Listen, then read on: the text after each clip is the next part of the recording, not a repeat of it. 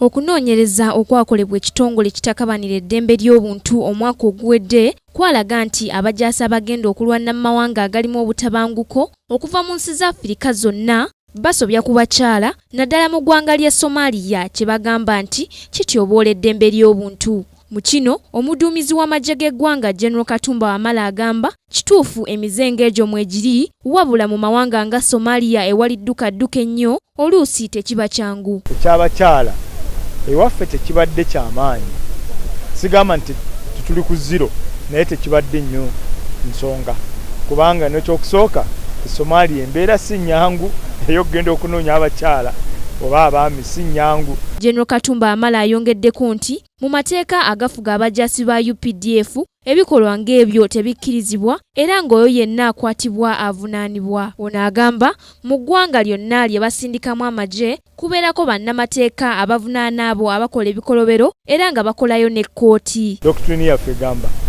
bw'oba ogenze okukola mu mission ebweru bw'okola omusango kkooti ekutrayingira wali era kati kkooti gyeri ekulirwa Brigadier General Dick era emisango egyo egimu egize mujja kubawulira abanaavaayo n'ebibonerezo abamu bamaze okubifuna. Ku lwa Kingdom TV, Nasaka Joweria amalindirire. This is Kingdom TV.